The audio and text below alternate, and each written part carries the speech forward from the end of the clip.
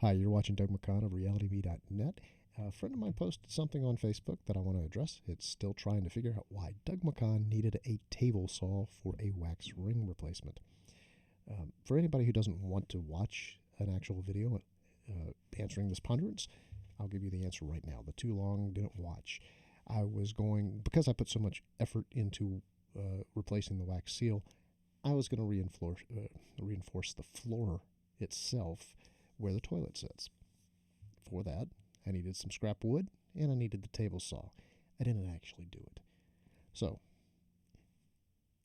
anyone who wants to stay for the longer explanation, the long-winded Doug, hang in there. I'll put up some pictures because what we really need to see for this is a cross-section of a toilet. Now, if you think about the way a toilet works, right there at the wall, there's a valve. Water goes up to the bowl, and when you hit that little handle to flush, the water that's in the bowl, gravity pulls it down into the, tank. Water that's in the tank, gravity pulls it down to the toilet bowl and pushes out whatever's in the bowl through that twisty little pipe down through your floor into your plumbing, which goes out to your wastewater and eventually ends up at a wastewater treatment plant. The wax seal is between the toilet and the floor, connected to the flange. So the toilet connects to the flange. Looks like this. And the wax seal prevents sewer gases from coming up and getting into your house and prevents the water that's going down into the pipe from leaking out from underneath the toilet. These seals go bad and eventually need to be replaced. Now, these bolts sticking up through the flange, the white parts of the flange, hold the toilet to the floor. And because the toilet flange might not be mounted perfectly, or your toilet might have the holes through which the bolts go through at different places, there's some play in that. If you look at the flange itself, it's got this big kind of open rectangular spot that the head of that bolt goes in, and then the bolt can slide around and be adjusted for your toilet.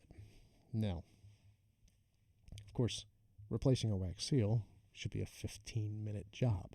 All you do is unbolt the toilet, pick it up from the floor, turn it upside down, put the wax on it. Now, I've just described a couple of issues. You can't turn a toilet upside down without removing the tank. The tank you can't remove without taking the water out. The bowl itself has water in it, so you have to vacuum out all this water using a shop vac. That takes time. You have to figure out how to get all the bolts off, and a lot of times the nuts have corroded. And in my case, the toilet bolts that were sticking up, as I tried to get the nuts off, the bolts just broke. So the bolts needed replacing. And when you replace a wax seal, you should replace those bolts every time anyway. My issue was that when we remodeled the house, I took that flange, I looked at the flange and I said, it's sticking up too high for the new floor we're going to put in. It was a mistake, but I lowered that flange. And it's cast iron. The way you lower a flange with cast iron, you actually hammer it down. It's sweated in, it's soldered in. But it's a physical soldering process. I mean, you've got lead solder in there, but you actually hit it with a hammer and basically a screwdriver, one that I had cut flat to make it bigger. So I lowered the flange, and then you have all this cast iron up, and you actually chip it off. It was a dumb thing to do because it put the flange below the level of the floor. So the way I addressed it is I got the bolts up where they needed to be. I put a new flange, I put a shim on, which covered up that slot so that you couldn't take the bolts and slide them out without removing the shim. Then I took the shim just to secure it, and I screwed it into the floor. Now, over time, the wax got into the heads of the screws, or I stripped the screws putting them in, or I stripped them trying to get them out. One way or another, I couldn't get the screws out.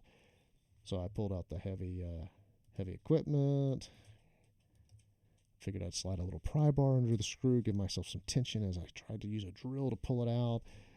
That didn't work. I pulled out the Dremel and decided I'd cut the screw heads off, or I'd cut a line in it and try to use a flat head. Neither of that worked, so got a little more serious, pulled out the Sawzall, but every time I tried to cut into just the screw, I started cutting into the flange. I didn't want to do that.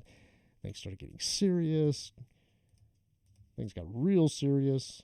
when you pull out the drill that also acts as electroshock therapy, you know it's getting serious. This is when I was reminded. There's a documentary out about my life called The Money Pit. Kathy Long and Doug Hanks.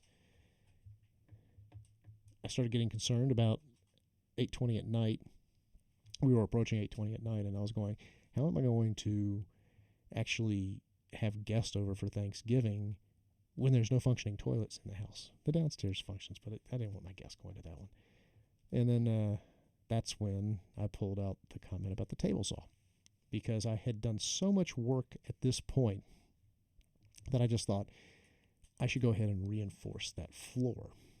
And of course, shortly after that, I got a test flush and decided to just nix the whole thing. Kind of brings us back to the question of itself. Oops. I have no idea what I'm doing. There we go. So that brings us back to the original question, which was, why did I need the table saw? And it was to reinforce the floor underneath the toilet itself. Not where the toilet connects to the floor, but in the joist. I was kind of looking up at it going, there's been a lot of work on this over the years. This is a good opportunity to go ahead and reinforce that flooring where the joist is downstairs. That's it. I didn't do it. That can be part of the remodel project for the downstairs bathroom. We can reinforce the flooring for the upstairs. Don't really need to. Matter of fact, when I actually put the shim back in, what I did is I put some plumbing putty underneath of it, set it down really good. I didn't even put screws back into it. Then the wax seal sits on top of that. Is it secure? Yeah, it's secure. Is it something that should be replaced at some point? Yeah, maybe that flange that I lowered needs to be brought back up. But right now, it's a functioning toilet, and it is good enough. You've been watching Doug.